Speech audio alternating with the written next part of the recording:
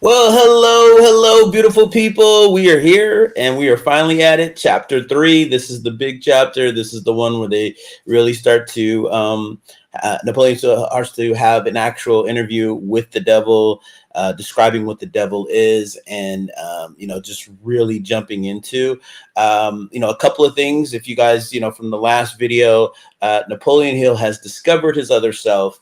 He has really started to tap in and understand that just being in a place of gratitude and a new way of praying has now allowed him to be able to ultimately lead up to this, and they are going to discuss how exactly and this all came about, and it leaves it up to the listener and the reader to really discover and figure out whether or not this really happened or not. That is really debatable, but to me it has resonated with me, which I'm sure a lot of people it has too, as you continue to listen to this, to how believable everything makes sense, right? Because I have struggled internally over the years, through my years of learning all of this stuff.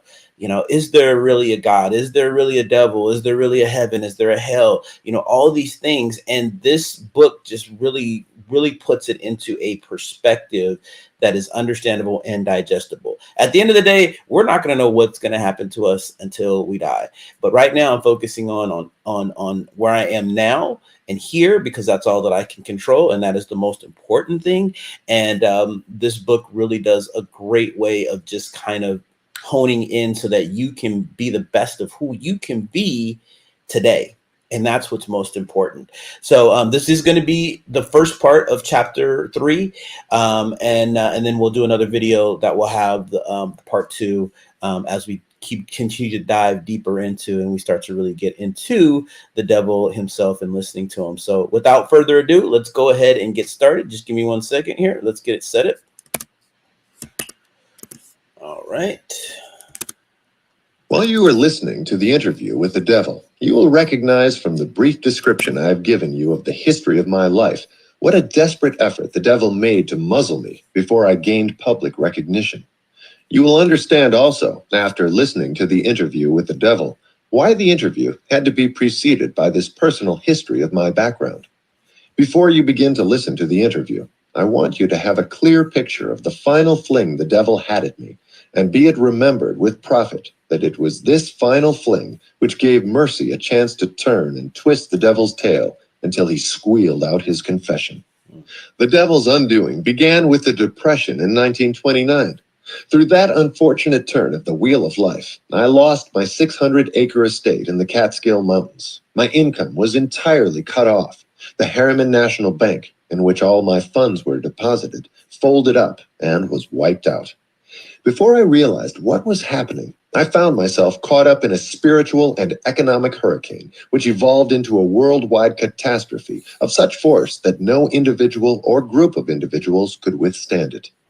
While waiting for the storm to cease and the stampede of human fear to stop, I moved to Washington, D.C., the city from which I made my start after my first meeting with Andrew Carnegie, nearly a quarter of a century previously. There seemed nothing for me to do except sit down and wait. All I had was time. After 3 years of waiting without tangible results, my restless soul began to push me back into service. There was little opportunity for me to teach a philosophy of success when the whole world around me was in the midst of abject failure, and men's minds were filled with the fear of poverty. This thought came to me one evening while I was sitting in my automobile in front of the Lincoln Memorial on the Potomac River within the shadow of the Capitol. With it came another thought. The world had staged an unprecedented depression over which no human being had control. With that depression had come to me an opportunity to test the philosophy of self-determination, to the organization of which I had devoted the better portion of my adult life. Once more, I had the opportunity to learn whether my philosophy was practical or mere theory. I realized, too, the opportunity had come to test a claim I had made hundreds of times, that every adversity brings with it the seed of an equivalent advantage. What, if any, I asked myself, were the advantages to me of a world depression? When I began to look for a direction in which I might move to test my philosophy, I made the most shocking discovery of my life. I discovered that through some strange power, which I did not understand, I had lost my courage. My initiative had been demoralized. My enthusiasm had been weakened. Worst of all, I was sorely ashamed to acknowledge that I was the author of a philosophy of self-determination, because down deep in my heart I knew, or thought I knew, that I could not make my philosophy pull me out of the hole of despair in which I found myself. While I floundered in a state of mental bewilderment, the devil must have been dancing a jig of rejoicing. At last, he had the author of the world's first philosophy of individual achievement pinned under his thumb and paralyzed with indecision. But the devil's opposition must have been at work too. As I sat there in front of the Lincoln Memorial, reviewing in retrospect the circumstances which had so many times previously lifted me to great heights of achievement, only to let me drop to equal depths of despair, a happy thought was handed over to me in the form of a definite plan of action, by which I believed I could throw off that hypnotic feeling of indifference with which I had been bound. In the interview with the devil, the exact nature of the power by which I had been deprived of my initiative and courage has been described. It is the same power with which millions of others were bound during the Great Depression. It is the chief weapon with which the devil ensnares and controls human beings. The sum and substance of this thought which came to me was this. Despite the fact that I had learned from Andrew Carnegie and more than 500 others of equal business and professional achievements that noteworthy achievements in all walks of life come through the application of the master mind, the harmonious coordination of two or more minds working to a definite end, I had failed to make such an alliance for the purpose of carrying out my plan to take the philosophy of individual achievement to the world. Despite the fact I had understood the power of the master mind, I had neglected to appropriate and use this power. I had been laboring as a lone wolf instead of allying myself with other and superior minds. The interview with the devil may have occurred as Hill sat at the foot of the Lincoln Memorial. Was it real? It was real to Hill and created the framework for how he lived his life and shared his revelations with us, his students.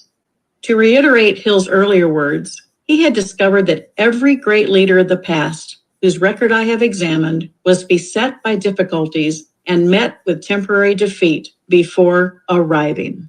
Hill also describes in his works how these great leaders surrounded themselves with masterminds. They conquered their inner struggles with adversity and then used the power of the mastermind to propel their successes. Consider how you could form a mastermind group, a team, to help you overcome adversity and propel you to success. An analysis. Let us now briefly analyze the strange interview you are about to begin. Some who listen will want to ask after they finish it, did you really interview the devil, or did you merely interview an imaginary devil? Some may wish the answer to this question before they begin the interview. I will answer in the only truthful way I could answer, by saying that the devil I interviewed may have been real, just as he claimed to be, or he may have been the creation of my own imagination. Whichever he was, whether real or imaginary, is of little importance compared with the nature of the information conveyed through the interview. The important question is this: does the interview convey dependable information which may be helpful to people who are trying to find their places in the world? If it conveys that sort of information, no matter whether it is conveyed in the form of fact or fiction, then it is worthy of serious analysis through careful reading. I'm not concerned in the least as to the real source of the information, or as to the real nature of the devil whose astounding story you are about to hear. I am concerned only with the fact that the devil's confession squares perfectly with what I have seen of life. I believe the interview does convey information of practical benefit to all who have not found life to be friendly, and the reason I believe so is the fact that I have made the central theme of this book yield to me all the happiness I need in the form best suited to my nature. I have had experience with enough of the principles mentioned by the devil to assure me that they will do exactly what he says they will. That is enough for me. So I pass the story of the interview on to you for whatever you may be able to make it pay in useful dividends. Perhaps you will get the greatest values if you accept the devil as being what he claims himself to be, relying upon his message for whatever it may bring you that you can use, and not worrying as to who the devil is or whether he exists. If you want my honest personal opinion, I believe the devil is exactly who he claims to be. Now, let us analyze his strange confession. After forcing his way into the consciousness of the devil, Mr. Earthbound began the unwilling interview with questions which could not be evaded. Hill, Mr. Earthbound, interrogates the devil in an almost courtroom atmosphere. Somehow, the devil is obligated to give complete and accurate answers. How was this done? Perhaps Hill forced the devil's confession by forming a mastermind, possibly with his wife.